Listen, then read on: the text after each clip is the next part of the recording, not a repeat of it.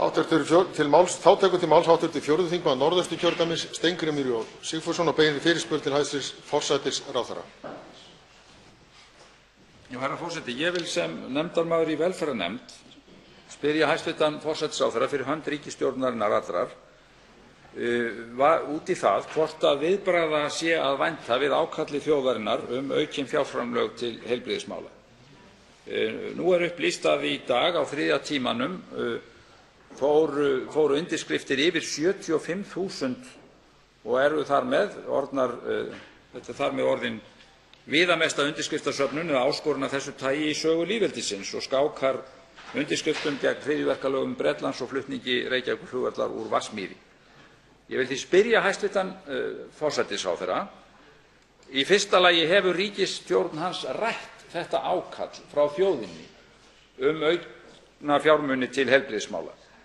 Í öðru lagi, að vænta viðbragða, og þá á ég ekki við ritdeilur við aðstandendur eða upphafsmann söfnunarinnar, heldur efnislegra viðbragða við þessu ákalli? Mun ríkisstjórnin á einhvern hátt bregðast efnislega við þessu?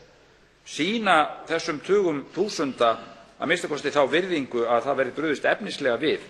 Og þá til skoðunar að taka upp fjárlög þessa árs og veita í fjáraukalögum auknum fjármunum til heilbrigðismála, eða þyrfti úrlausnin að bíða fjárlaga næsta árs og þá tefjast heilt ár? Og til viðbótar þessu sterka ákalli frá þjóðinni, þá náttúrulega æpa fréttirnar bara þessa dagana á okkur, þar sem ástandið á Landspítalanum að sögn þannig að menn eru jafnvel farnir að skúra gólfin í bílageymslunum til þess að geta sett sjúklinga þangað á yfirfullum spítalanum. Inflúensufaraldurinn fer í hönd og við fáum fréttir af því að sjúklingar eru fluttir fjárveikir með sjúkraflugi lands hornan á milli til þess að koma þeim út af Landspítalanum og til legu eftir aðgerðir og svo framvegis, jafnvel í fjarlægum byggðarlögum þeim sem þeir eiga heima í. Þannig að hæstv. forsætisráðherra, hvað að frétta af þessum málum hjá hæstv. ríkisstjórn? Til máls tekur hæstv. forsætisráðherra Sigmundur Davíð Gunnlaugsson. Virðulegur forseti, það að frétta af heilbrigðismálunum að þessi ríkisstjórn hefur haldið áfram að forgangsraða í þágu heilbrigðismála og stórbæta við framlög til þess málaflokks, ekki hvað síst núna á þessu ári, með líklega 19 milljarða króna viðbót eða meira en 10% hækkun milli ára, virðulegur forseti. Ég veit ekki hvenær menn sáu síðast slíka aukningu í framlögum til heilbrigðismála á þessu landi og ég veit ekki hvaða annað land í Evrópu að auka framlög til þessa málaflokks jafn mikið og við Íslendingar nú. Svoleiðis að það svo sannarlega verið að forgangsraða í þágu málaflokksins og ánægjulegt að það virðist ríkja það góð samstaða í samfélaginu að það beri að gera það. Það eigi að bæta í þennan málaflokk sem var því miður, virðulegur forseti, illa sveltur á síðasta kjörtímabili þegar forgangsröðunin var önnur, eins og formaður Samfylkingarinnar hefur gert ítarlega grein fyrir í bréfi, þar sem hann útlistar það að sú ríkisstjórn sem síðast satt hér í þessu landi hafi beinlínis forgangsraðað í þágu banka, fjármálakerfisins en ekki í þágu heimilanna og þar með talið heilbrigðiskerfisins. Þetta auðvitað eitthvað sem tekur tíma að vinna upp, virðulegur forseti. 30 milljarða króna niðurskurður til heilbrigðismála á síðasta kjörtímabili. Auðvitað tekur það á. Auðvitað hefur það áhrif sem að tíma tekur að bæta fyrir. En þá eins gott að við höldum áfram á sömu braut, höldum áfram að bæta eins mikið í heilbrigðismálum og við höfum verið að gera á öllum sviðum, virðulegur forseti, og ánægjulegt að skynja stuðning almennings við það. Til máls tekur hv. 4. þingmaður Norðausturkjördæmis, Steingrímur J. Sigfússon. Já, herra forseti, ég held að sjúklingar sem liggja á göngum eða veikjast jafnvel af hermannaveiki á spítölum landsins þessa dagana sé lítil huggun í reikniæfingum hæstv. forsætisráðherra.